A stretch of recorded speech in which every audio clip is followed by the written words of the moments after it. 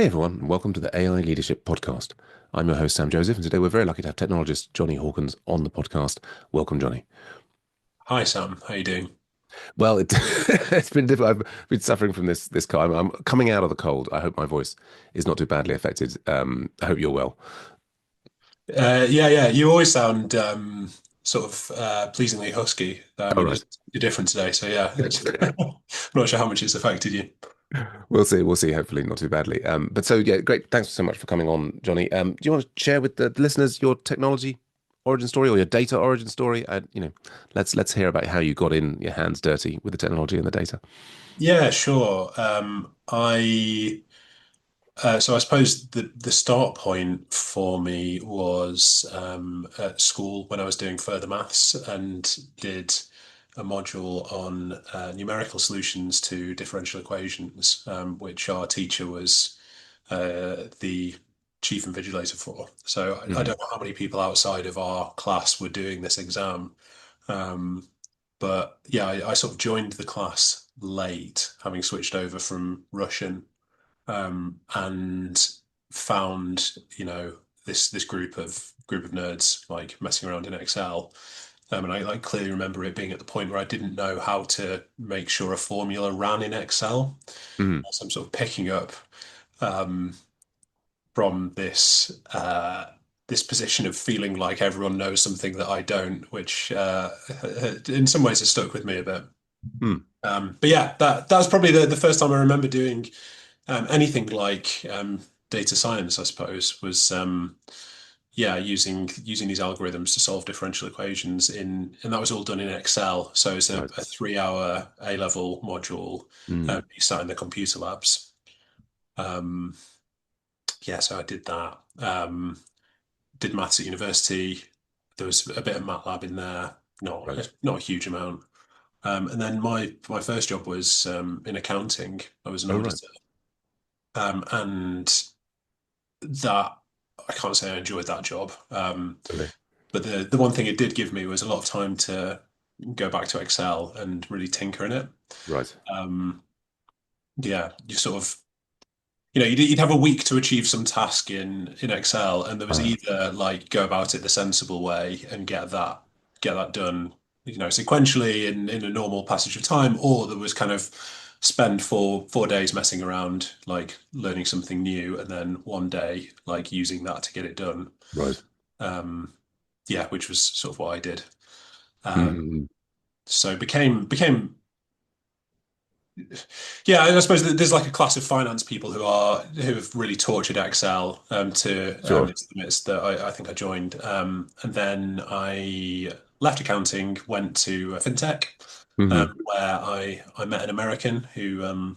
changed my life. She sort of looks at me, doing this to Excel, and she's just like, why don't you learn Python? Hmm. Um, which would have been a decade ago now. That would have been, yeah, Right. 2014, 2015. Hmm. And so, yeah, that was the point at which I started learning to code properly. Um, Hmm. all self-taught at that point. Very like trial and error, Hmm. not following a clear set of resources. Sure. And tied into Excel. Like I remember asking someone how to do a VLOOKUP in Python, Right. um, and getting this answer that's really not the right question. Sure. Um, yeah, so I've sort of picked up things in a very ad hoc way from there. Mm. Like at the point that I was learning Python, the company didn't really have a proper database. They introduced SQL, so I learned that. Right. Um, Moved from the fintech to work for Channel 4, Oh, yeah. who had a more sophisticated um, architecture. Learned some more things there. I guess we were working in PySpark, learned a bit more about Right. cloud computing. Um, and yeah, then from Channel 4, I've moved into my current role at Twinkl. We are Mm. an educational resource provider. We are in everyone's children's schools, Right. helping teachers to teach. Mm. And yeah, it's a really big it's a big data company. Like we've got loads of customers all over the world, and we Mm. want to make sure that we're serving them with the right resources that they need at the right times. Well, that's yeah, valuable stuff. I was back in the day in Hawaii. That was, I think, the project that I was first under was all about resource materials for teachers through the Hawaii educational system. Yeah, great stuff. Yes, and so yeah, as we talked about before, um, the technologies for data science. It's, I mean, I guess you're a mathematician by training, and I guess sort of like everybody, we've all been sucked into more and more. Whether we specifically focused on programming to begin with, it's become more and more part of everyday life, right? Yeah, I read. I'm trying to think. Oh, it was a podcast actually Mm. that I listened to. David Runciman. I don't know if Oh you've yeah. come across him. He writes in the LRB, and he got in a Bayesian statistician Mm. who wrote one of the like popular stats texts that you'll see out in Waterstones. And Mm. got him in to a podcast series that was about revolutions, Oh yeah. and he was talking about the Bayesian revolution, um, Uh-huh. and the argument that was being made was, that there's the kind of the frequentist Bayesian battles over kind of years and years, Yeah. and the sort of the victory of the Bayesians in the long run was down to computing, was the argument here, right? So Oh like yeah. at a certain point, once those methods have demonstrated to be powerful in the context of computing, Mm. you sort of have your answer as to like it doesn't matter who's right or wrong, like you found out what's useful. Yes. Right. I think that that sort of applies to a few different areas when you apply like significant computing power to things. Yeah, that makes me think of the situation with the attention mechanism LLMs and GPUs. Is I think there are other things that maybe work better than attention in some aspects, but they couldn't use the parallelization of the GPUs as effectively. Yeah, yeah, that's a really interesting point. And so now you're within Twinkl, obviously doing great work. What's your role there? Are you hands-on coding? You're managing other people? How is it working out there? So I was hired as the head of data science, and Twinkl is the sort of company where have historically been very hands-on, even to senior levels. Oh, really? Um, yeah, yeah. So my boss was the CDO, and he was still spending a decent amount of time writing stuff in SQL. Hmm. So once I joined, I was getting my hands dirty, implementing a lot of stuff around coding standards that needed like it didn't really exist, I suppose. Mm.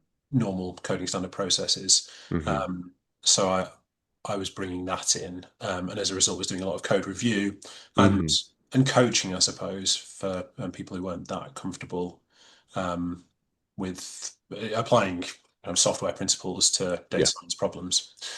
Um, so that was that role. Then in the last couple of months, I've taken on a VP level role with Oh, yeah. responsibility for all of data. So adding in analytics, reporting, and data engineering into the data science Right. um, group. So at that point, yeah, I don't have time for anything hands-on because Right. my weeks are just meetings now.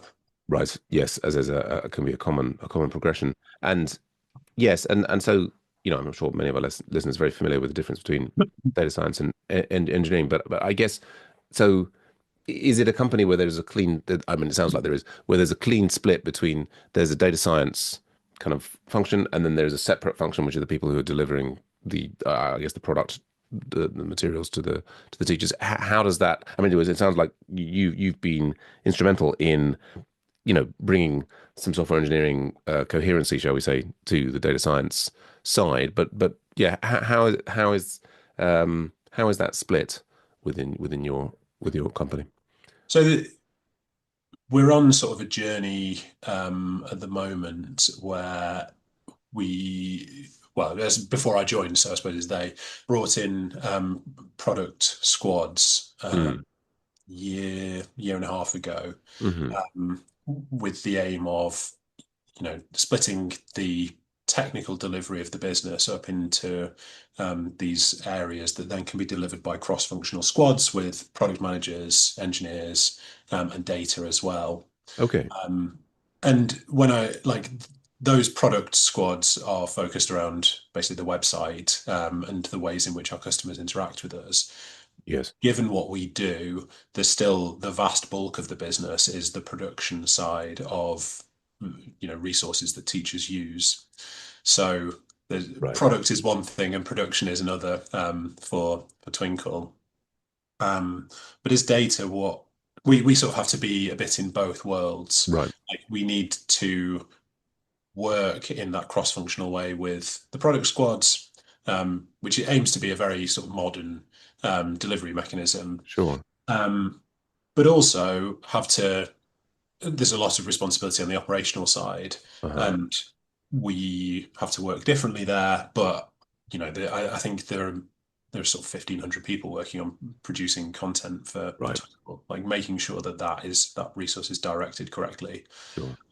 is really important. Right. And so yeah, and so I can sort of see two aspects there. I guess there's sort of data people who are embedded with product and engineering. So, the way this part of the website is delivering this thing to this user and this content, that's all going to work. And I guess there's data is being generated by all portions of the company. Like you've got all those people producing content. There's just sort of streams of data coming from everywhere, and so there's a I guess a lot of different functions throughout the organization that come under your remit, particularly now as like VP of data as you are. Yeah, for sure. I spoke to the customer experience team this morning, and there's loads that comes within their right. The like breadth of things that they touch on is massive, and Yeah. getting that right is really difficult. Um, yeah, I suppose you're looking to integrate all sorts of different things at once. You have more qualitative work to go with the quantitative. You want to see how those things interact with each other, and that the customers are having the right experience. And then you need to roll that up into top line retention numbers as well. And like as a business, we're really focused on um, Mm.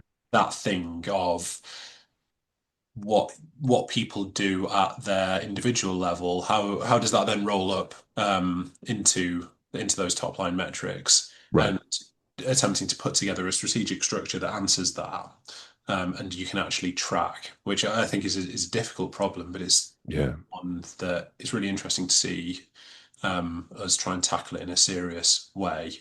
Like we're calling them lead or lag measures, but I think there are Yeah. other descriptors for those.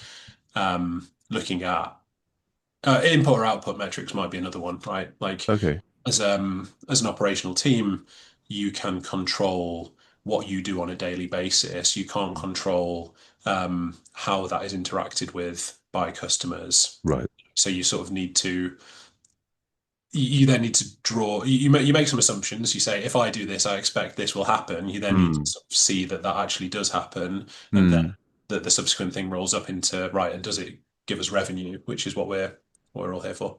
Yeah, absolutely. Well, and I guess I mean, it's a journey, as you're saying. I think for many organizations that back in the day, it would have been so much slower for data to come through, right? Like you've got your C-suite or the leadership trying to get a view of what's happening and trying to make decisions, and that would be a very, very slow process.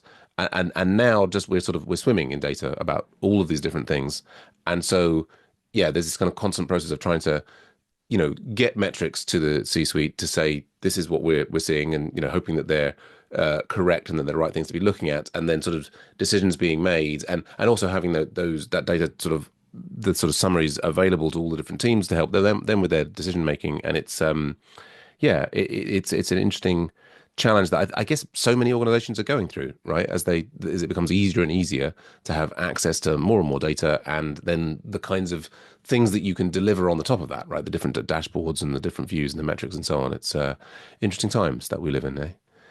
Yeah, yeah, and I think I mean, even within that description you've given, like you can see the scope of it becomes slightly terrifying Yeah. of delivering all of that, um, and getting the balance right of, how much of this is really worth us pursuing. I suppose, to put it another way, like making sure your processes are strong enough that you can Mm, try different metrics, sure. and report on those and see if Mm, they're important without it being a huge investment of time to get to that point. yeah. Yes. Yes. And I mean, and it sounds like, you're in an organization that recognizes the value of this data and the importance of, you know, turning over those metrics and sort of saying, right, we're trying to, it's an evolutionary process of trying to, more an evolving process. Yeah. And so is AI, how much is that affecting what what the company's doing at any level, or to the extent that you can talk about it. I mean, our second question is like, how is the new AI? I think some people go on about there's definitely something new that's happened in the last few years. How's it affecting your work or your life or anything at all in your experience? Yeah, so Twinkl has been very keen on AI, Mm, and but there's a balance to be struck. Like, mm, I think there is a real understanding that, in you have to be very careful in a teaching context, sure. with AI. Um, like I know that one of the biggest usages of ChatGPT is homework, and you can Absolutely. see like the usage dip over school holidays, Mm, significantly. And where you move that sort of thinking away from pupils, I'm sure you're just having a negative effect. mm, But mm, where we can find ways to use it to help teachers out, or to improve the breadth of resources that we offer. Uh, yeah. yeah, we're sort of they've tried, all sorts of things. I mean, I don't know what level of detail to go into, but for providing alternative versions of our resources, things like language or Yeah. fonts as well, using the capabilities of LLMs to interpret PDFs and restructure them, Right. has been a big deal. Yes, yes. I mean, I think that, for anything else that they have issues with, there's certainly, a lot of work that would have been, laborious manual. Okay, this format to that format. I mean, that's also the core of, the folks I work for at the moment. It's all about data transformation from one format to another and extracting it, effectively. And so I guess, I mean, going back to the Twinkle's thing, I guess it's a lot about providing resources for teachers that teachers, the assumption is that they will then, let's say they want to teach about whales, as in the animal rather than the country. They will, here are some resources. It's stuff for them to absorb. The teacher will be working through these resources as they put together their own lesson plan, or is that the kind of thing that we're talking about? You know what I mean? Yeah, I mean, lots of things are on the table, I suppose. It's about, I suppose the process of kind of collating information on a topic and presenting it in the right way for it to be useful for teachers, uh, Mm, is sort of the point of Twinkl in the first place, right, right? And right. and and that is something I think AI, like, is helpful for if you use it in the right way. Yes, Um, we also have, created by humans stamp on a lot of resources as well. There is right. a distinction there, and like we've found that's powerful as well. So yeah, as a company, I think we're quite good on like generating ideas and trying them, and trying to tread the balance between this is useful and improves things for teachers versus like actually this may give us some operational improvements, but isn't going to deliver a better product. So that's where we really want to clarify that there's like human design has gone into this. Yeah, there's human in the loop there. I mean, it's interesting. I mean, I've been very involved in different educations. Like I've run a boot camp, massive open online courses I've taught in university. I mean, I've got my twin boys at the moment doing their GCSEs and are very extensively using ChatGPT. I mean, it's an interesting question on the homework because you can see it one way that, okay, like the student can effectively say, I don't have to deal with this at all, right? They just put the question in and there's no learning going on whatsoever. At the moment, as I've been sort of like helping my twin boys with their prompt engineering. So, for example, like one of my boys, he's done all of the computer science past papers like multiple times, and well, how can what can I do now? And I said, right, well, put the curriculum into ChatGPT along with all of these past papers and have it analyze to see. I mean, I've been telling him to like actually take notes as he's going through the papers to mark off which questions correspond to which parts of the curriculum. But I didn't have time to do that. But so like then well, we got ChatGPT to generate a a sort of like a pseudo past paper, but based on all of the areas that the curriculum that hadn't been covered by the last 5 years of papers. And I think I don't know, like I'm not a big fan of exams, but it's part of the landscape. We'll see what his grade comes out as, but I think that was in the right if you're using it in the right way, I think an LM could actually help you learn rather than just replace all cognitive faculty of your own. But Yeah, yeah, I mean that sounds like a really good use of it. My worry, honestly, is what I was like at that age. yeah, Yeah, I don't know. I remember doing that really rigorously in maths. Going through the old past papers and that being it. yeah, Maybe it was just I was more interested in maths and less interested in other subjects. But as a 17, 18-year-old, I just think you're very susceptible to like this thing can get you there, do this for you enough that like your parents, your teacher will get off your back and then you absolutely. go outside. Yes, yes. No, I mean, as I say, with great power comes great responsibility. It's clearly it can be. I mean, I find this myself in the process of, like just developing my own prototypes, coding. I'm doing a lot of, shall we call it AI enhanced coding, and I feel like I'm constantly drifting backwards and forwards over this. Uh, I give a little bit more what's this outsourcing the right word responsibility to the AI, and it's like how much of what it's done do I need to understand, and then depending upon is this a prototype, is this something an internal tool, is this a production system, what have you, and I mean not unlike the process of you know test driven development or what have you, or the step size that you take as you're developing something. I think we've all had that experience, right, where you take things are going well, working, it's getting and then you take a bit of a bigger leap, right? And then suddenly, oh no, okay, I'm gonna have to back up. I'm gonna have to do more unit tests for this thing or that. There's a now even more accelerated thing with the AI systems that you can take these huge leaps and Yeah. you can really get yourself in a mess. I mean, independently of how Twinkl, I mean, are you, in your day-to-day life management, any sort of coding things, is the AI affecting you, or is it just sort of like a background noise as you continue to do your usual things? Yeah, it's a good question. I'm not doing any side project stuff at the moment. Mm.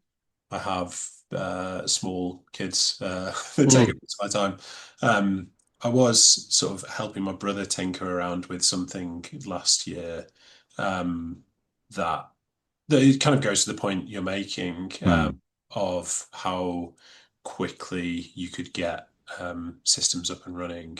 Um, Mm. he's an engineer who I think he's particularly good at that process of like working out a limited scope for using like a model and implementing it and like putting structure and evals around it. Right. I think like the sort of person who is well suited to doing that, like the software engineering stuff, is more important than the data um, data knowledge at the moment, I think. Right. You mean when using AIs, it's more important to have like software engineering rigor than data rigor, or I think so. yeah, Yeah, I think if what you're talking about, where you're building, you're trying to quickly build a tool and put right. in structure around it for it to for it to actually like keep doing what you think it will. I Yeah. think the software engineer suspicion of non-deterministic systems, so long as they Sure. like actually understand what they're doing, Yeah. is useful. Whereas um, the data scientist, perhaps like you're used to these models putting out probabilistic answers, Sure. and sort of comfortable with an amount of error. Okay. Do you see what I mean? I, I don't know. I think I know what you mean. I mean, from a sort of software engineering perspective, the data scientists often seem to be working with a less software engineering rigor, even if they are working with more mathematical rigor. And but it's yeah, you're saying that the data scientist familiarity with models having a kind of a bit of a fuzzy output and needing to go and sort of check that, and it is actually stands them in good stead for interacting with LLMs that are more on the fuzzy side. Is that what you're saying? I think I started with the opposite. That this Okay. the software engineer's suspicion is useful. Right. Yeah, I don't know. I mean, either side can do it properly. I think you need that the process that you described, right? Yeah. Of knowing where you've got to, assessing it, working out what structure you need around that to make sure you Hmm. continue to get the results. I think like ML engineers are very good at that. Like Yeah. that, certainly their skill set is there, but I think, yeah, that's the process that needs rigor. I guess what I sort of think with this sometimes, and what I thought of this as I was working through it with my brother is, Mm. he's using this stuff and it's not really his background, and there's a bit of defensiveness in me, like, oh, you're using like my stuff, right? You're using Right. the data scientist toolkit, but actually the capabilities of these as tools has sort of Right. like way outstripped their place in like data science, machine learning, AI. They're Yeah. tools for everyone, and especially anyone who can actually understand, who can understand at the right level Sure. what what's going in and what's coming out, right? And when I mean what's coming out, like where that is fuzzy. Mm. So yeah, you do need that level of data understanding, but sort of more important is having the technical knowledge to be able to put some guardrails in around it to stop that being a problem. Yeah. Yeah. I mean, what I'm sort of seeing is I know people, across what we call the work spectrum. So there are people I know in sales who have used Excel for a long time, but n never really got into the detailed formula stuff that you were talking about, you coming up on. And they're like, oh, wow, I can just like without necessarily being so sort of programming or that sort of mindset, they can say, look, I've got this spreadsheet.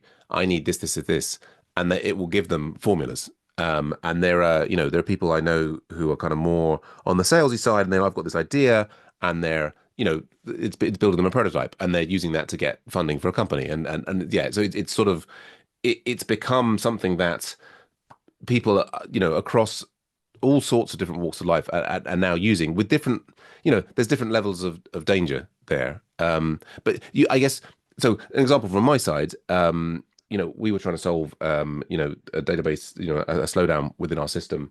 And in terms of getting the right kind of clustering index put in, I found GPT-4 to be extremely helpful in, you know, like I mean, I understand software engineering quite well and different things, but there is a new kind of index. Yeah, it helped me identify the reasons that index had initially not been working very swiftly, in a way that would have taken much longer in the past. And so I find myself consulting with AIs on all sorts taking everything that they say with a pinch of salt and needs to be checked and Sure. all this other. But I find myself checking all sorts of things against their knowledge. And I guess for you day to day, you're as you're in meetings the whole time. I mean, is there like other AI note takers? It sounds to me like, correct me if I'm wrong, the presence of GPT-4 and Claude and Gemini are not necessarily affecting the way that you work day to day so much. Yeah, I think at the point that I stopped doing technical work a couple of months Right. ago, yeah, I think that's true. There are, I'm using I do use the note takers. I spoke to a peer in a different company who was telling me how he will sort of conduct conversations with ChatGPT in the car. Oh So it's a yes. kind of voice to Yeah, text. yeah. And he uses that as a research method. Okay. Um, so yeah, that I don't know. There's definitely a part of me that's a bit of a Luddite, and Yeah. when it comes to something like that, he was explaining that, and I was like, "There's no way that I would do that." Right. It's just, yeah, not my bag at all. But I get, I mean, he'd got like really good results from it in terms of learning about. I think it was data mesh he wanted to understand Sure. about. Um, yeah, I'm a bit more on the side of suspicion. Like I don't know where you are on the Hmm. Internet of Things around the home, Yeah. the connected home, but basically nothing in our house is connected. It's No. all it's No, all I'm not. physical. I'm not. I mean that all sounds like fun and exciting, but yeah, I don't. I kind of. I don't have the mental bandwidth for that at the moment. I mean, let me put a different question to you. Is well, this is the AI leadership podcast, and you are in a you've transferred into this now a very strong leadership position. What's your take on leadership and like how you get the best out of the people working with you, how you manage up, as that sometimes necessary. What's your approach to leadership? So I think it's like I'm saying, I've sort of said previously, if I'm not super hands-on technical, Mm, um, then you don't want to attempt to get in the way in that sense, right? Like right. I shouldn't attempt to know more than all of the team. So it's making sure that they have what they need to Mm. actually um, to make progress. And I suppose with it, there's one squad in my team that particularly focus on AI use cases, Oh, and really? the role I play there is helping them think through how we can distinguish the work that they're doing from there's another team in the company who are more focused around like prompt engineering work, Hmm. and they have like agentic pipelines that they use Oh, yeah. to string things together, and they get amazing results. I think Mm. what where we should be distinguishing ourselves as you know like AI practitioners, I suppose, as opposed to Mm. prompt engineers, is the the rigor testing structure that I Sure. talked about a bit before. Mm. Mm. So giving that squad in my team access to resources, kind of pushing them on that, Right. holding them to account for it, Mm. but also being clear that like it's them to drive it, right? And Right. the conversations we have are about what that will give them as they pitch their work externally. If they're able to put in evals and guardrails around their tools that Yeah. they think can deliver a certain performance and they can track to that, like I think Yeah. that is something distinctive. Um, Yes, absolutely. yeah, so in answer to your question, like how do I see the role of leadership? It involves a lot of delegated responsibility, but being clear Mm. what that should be aimed at, and Mm. then attempting to sort of steer direction through, resource sharing, Yeah. the conversations that we have being kind of focused around what I think are the important areas. Yeah, yeah, no, well, that's a great answer. And if I maybe reflect that back to you, what I'm hearing is, you've got teams that are doing exciting and valuable things, with the new technology, and you don't want to quench that fire. You want to support them doing that, but then also make sure that they don't fly too close to the sun. So find a way to make sure that they have access to the tools to put in the guardrails and the valuation and so on, so that they can help themselves. In terms of I don't know if that step size thing that Yeah, I was yeah. talking about before. I mean, that was I feel like I encounter that over and over again in different aspects of life. As one becomes more comfortable and confident in a particular area, you're tempted to take a slightly little bigger step size, and but eventually you will come a cropper, and then there's a port. Yeah. Yeah, yeah. Yes. Yeah. I'm really interested in the, you know, I'm still struggling with the idea of agentic pipelines or yeah, it's, yeah, is there, and as I mentioned last week when I was talking to Fabricio, is, 20 years ago, I was, big in the autonomous agents community, and I'm still unclear, if there is something going on with agents at the moment that has a lot more power than stringing some prompts together, if you know what I mean. Are you in a position to talk about like this sort of this series of prompts thing? I mean, I guess this is all part of the pipelines for producing this educational material. Is that the sort of thing we're talking about? Um, it's a bit more that for that team around the sort of they'll collect in data sets and there will be an incentivized human validation. Uh, Hmm. so it's not something we sort of distinguish between internal facing tools and Sure. external customer facing tools, and you need different rigor around those. So I think ones where, like you say, it's sort of prompt stringing will more typically be internal facing, Sure. where the stakes are a bit lower Right. if it misfires, and there's someone, knowledgeable and incentivized to check the output. Well, they'll know if the output is useful for Right. their use case.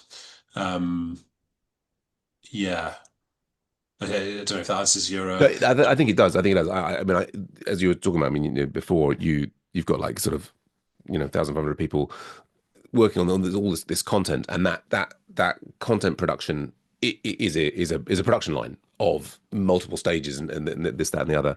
And yes, I mean, no, that does make sense. Yeah, yeah, and so you know well, actually, I was going to say on the topic of the leadership though. So some of the people that I know who are working in I'm in a leadership role myself, but I'm still quite hands-on on the code. There are people who are further up, further removed, but I know that they're using, for example, AIs to saying like they're describing the situations that they're finding themselves in, the leadership challenges, the difficult things, and they're asking. The AIs to say, well, I've got this sort of person who has this sort of thing, and they're asking for that sort of advice, which, again, one should clearly take with a pinch of salt. I don't know if you've tried anything like that at all. I haven't. No, I suppose the reflection I had on that was I mostly feel like I have the human support to do that sort of kicking around of ideas Right. that I don't. Because where I've tried stuff like that, I Mm. think I've probably used too short a query for it to be useful. It Mm. switches you off a bit, right? If you put in something quite high level, not enough detail, you get like naturally you get back something more generic, and then you're like, well, I'm not sure this is actually going to be useful. Yeah. I can imagine if you put the time into it, then Yes. um, it would it would be more useful. I suppose I'm quite resistant to the use cases where you are dipping into treating it as human-like. Mm. Mm. Um, there's a paper that I saw shared that was looking into the language used um, around these chatbots Sure. and kind of anthropomorphizing them and the dangers of that. Mm. And yeah, I think that is basically my resistance to Sure. um, sinking a lot of time into chatting in that way with one of them.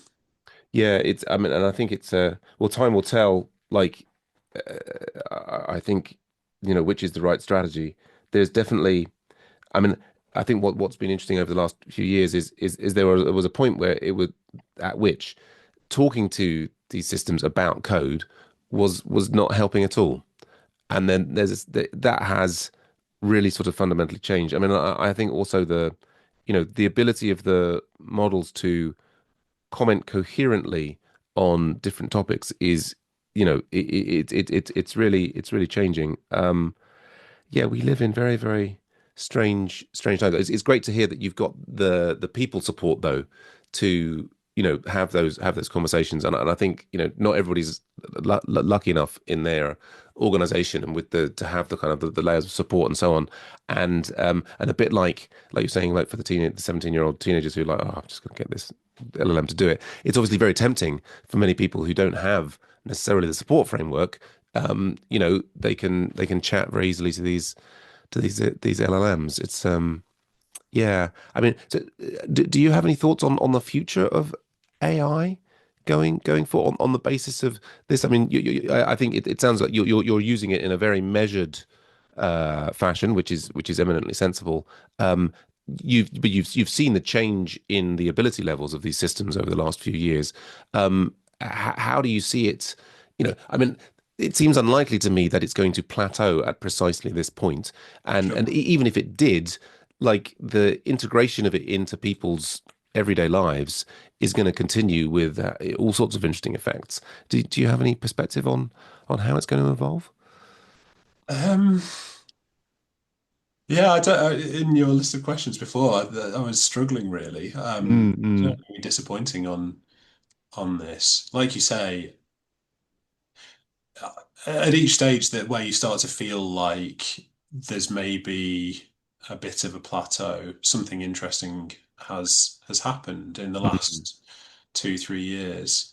I read a blog last week that was of an oral history of um, kind of NLP Oh yeah. researchers in the age of large language models, Mm, which was fascinating to read and sort of read through and remember your career at that point. Like, what was I doing at the point that, yeah, yeah. started being widely used? Like, how long did it take us to start adopting these things? Mm, mm. Yeah, and it's hard to know. But one of the points in that was the fundamental change for these researchers, where Yeah. they've gone from publishing papers for each other effectively to getting invited on like morning chat shows Right.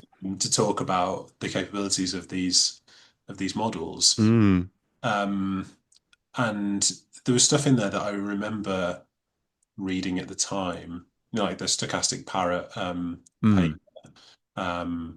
or I can't think what the other ones were, where these very confident statements of how far this thing can go, Yeah. um, and it always just yeah, which maybe I sort of instinctively believed at the time, but I think in hindsight the capabilities have like outstripped a lot of those predictions, Indeed. um, and yeah, I don't know, I don't know where it goes to be honest. What do you think? Well, I mean, yeah, I am I can see various scenarios. I think what's striking me recently, some things that people are forwarding me, is that particularly for example, for software engineers and maybe also for data scientists, that there's a sort of a big change in the landscape. I think we're coming out of a period, or we've come out of a period, where there were many more data science and software engineering jobs than there were people to fill them, and that's changed partly as sort of a dip in the global economy generally, but then I think also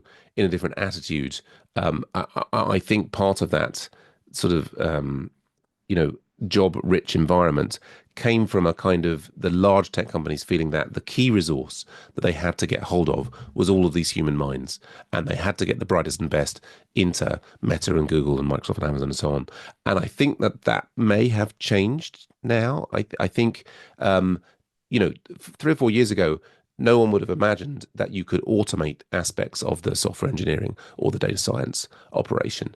And you can now, excuse me, you can now ask GPT to say, look, I've got this data, this CSV spreadsheet. Can you do an analysis of it for me? And then I think you and I probably both agree that, there are things that you might have previously asked a junior software engineer or a junior data scientist to do that in some cases now you can ask an AI to do it and it will do it for you. And a colleague forwarded me, I mean, this was I don't know, like I think there's all sorts of strange analyses are coming through that I don't know how much are backed up. And I was seeing this one that was saying, oh, the mid-level jobs are actually going to disappear, Right. which seems I'm not sure I agree with that. That certainly feels to me like, um, you know, there is. an AI enhanced data scientist or an AI enhanced software engineer can become, hugely more productive. I mean, in a way, I guess that an accountant with a spreadsheet app was much more productive than a person than person working with a logbook or whatever it is they had back in the day. Um, and yeah, it does. It feels like a lot of jobs could disappear very quickly, if you know what I mean. Yeah, I mean it's been predicted a few different times, and it doesn't feel like it's fully come to fruition at any point. Like when the rubber hits the road and Yeah, you have a production system and you want to make improvements to it, you want it to keep running. Like yeah, you do still sort of need people for that. And I think it's where you go from writing lines of code into designing systems and mm. implementing them that I suppose I'm skeptical that it will really be able to replace humans in Yeah. this I, term. I mean, I think certainly in the short term, the absolutely people are going to be needed to keep these things running. And I think that the number of people that you need to support a system of a certain level of complexity is going to go somewhat down, I think. I mean, this is the other. I think a lot of people are working on trying to create various kinds of sort of AI employees who can start, being entities that exist and interacting with other human employees. And I have you know, I have a feeling it's not going to be too long before we have the kind of equivalent of AI interns. And the interesting question then for many companies would be is like, does that mean we stop bothering having human interns?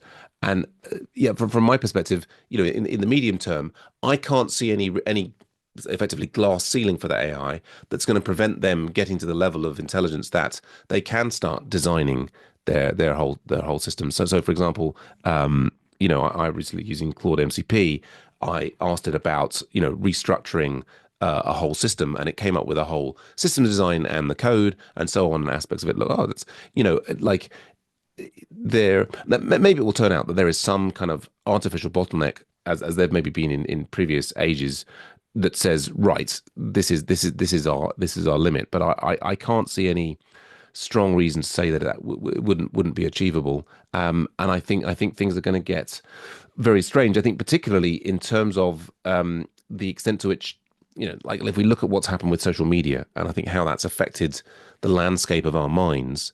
I think as people's increase in the time that they spend interacting with social media, apart from the refuse nicks, which I think there's an increasing number, but similarly for AI, I think that there is a future that we're looking at where increasingly more and more individual people's interaction is with AIs rather than humans. And I think the side effects of that could be very big in terms of like how society evolves. Do you know what I mean? Yeah, I mean, as you were talking, then you're saying you can have AI interns, you can have AI juniors, AI mids, like as it progresses. The one logical implication of that is you've got like effectively a senior or a lead data scientist or software engineer who's sort of surrounded by, well, I mean, yeah, whether they're like individual agents or Right, just one kind of AI that does the work of a whole squad or whatever it right, is. right. It reminds me a bit of a friend who's a corporate lawyer at an American firm in London. And after COVID, when people were starting to ramp up the return to office Mm, mandate, mm, she was saying that at this firm, there was an understanding that the lawyers were all more productive working at home mm, all day. Like being in the office was negative for productivity, mm, mm. but the retention problem caused by them all being sat in their spare rooms all day, Right. working in isolation, Mm, were mm. big enough that they sort of needed to get them into the office to make them feel, you know, like Yeah, yeah, absolutely. that level of community. And maybe there's an analogy there with your kind of senior surrounded by AIs. Like, what level of that to me, that sounds like an awful job. And the Right. bit that I've enjoyed most in my career is when you're working in like a squad of people who are attempting to achieve something and you're like collaborating and working together, right? So maybe there are people out there who would be perfectly happy in that world of just dealing directly with an AI and like they'll be the only ones employed. But equally, maybe there's something to save you for the fact that like the people making the decisions to in terms of how things are structured will still be people. I don't know. Maybe the salaries just go way down, and Yeah, yeah, it's that's how we get degrowth. yeah. I mean, I think it's very difficult to predict what's happening. I think what we will see is we'll probably see companies that do have the more more humans in the mix, competing with, you can imagine a C-suite that's using they're saying, right, instead of an engineering team, we're going to have a engineering AIs. And the independently of what one feels about how pleasant or unpleasant it would be to work in that sort of environment, I guess the question will come down to how will those companies compete in the marketplace? Like if the company that has 70% AI employees, if that's the one that's getting the stickiness, that's delivering, then those are the companies that are going to, again, I think that Yeah, in sure. the short term, I think it's likely to be a complete disaster if you didn't have any human employees. But times are changing. And speaking of time, I mean, it's we're I think we're coming towards running out of it. Let's go into our final question, which is, what does all this mean? This life, this universe, this everything. Do you get any perspective on that? Is this all a simulation? Any thoughts on what it could all be about? Uh, I don't know. Yeah, I mean, you put this one on there. What does it all mean? I guess limiting that to like what does work mean? Because I think that is an Yeah, interesting question sure. in the context of what you've just been talking about. Um, yeah, I suppose I hope that for those of us who like building things, like working with people, and get that value out of our jobs, like we can still, continue to do that. Right. Um, because yeah, when you're talking about the marketplace, um, a world in which yeah, the extent of our working lives is just dictate. Well, it's kind of raw capital motives, right? Yeah, it seems like a very harsh world, which is not to say that we don't live in that world already, but yeah, maybe Yeah. maybe what it all means in the end Mm. is capitalism is unavoidable and will come and swallow us all. That would be a shame if it did, but I do like what you're saying there about a lot of the value in life comes from those positive interactions with other humans as you work together to try and create something together. Is like I don't know anybody who doesn't enjoy. I mean, I guess there are some people who are loners who really prefer to work individually, but yeah, there's definitely something Yeah, there. Yeah. it's definitely that for me. Yeah. Yeah, brilliant, brilliant, excellent. Well, Johnny, thanks so much for your time. Is there anything going on that we can promote for you? Obviously, all teachers should be using Twinkl and making sure that they're getting their lesson plans and whatever sorted out through Twinkl. But yeah, anything else going on that you'd like to promote? Yeah, there's teachers. I think the other one that I would say is we're looking at parents as well. So if Right. that's maybe a broader market on this podcast. We're aiming to serve parents as well. So yeah, have a look at Twinkl. You'll be able to find me from this podcast, I'm sure. So yeah, get in touch if you have any thoughts on it as a parent. Yeah, brilliant. We'll maybe put your LinkedIn in the show notes and people can get in touch if. Great. Yeah, no, that'd be great. Fantastic. Excellent. Well, thanks everyone. That wraps up this episode of AI Leadership. If you'd like to be on the podcast or join the Rebel AI community, please don't hesitate to reach out to me, Sam Joseph. My email is sam@neurogrid.com, and we'll see you all soon. Once again, big thanks to our guest today, Jonny Hawkins. Thanks, Sam.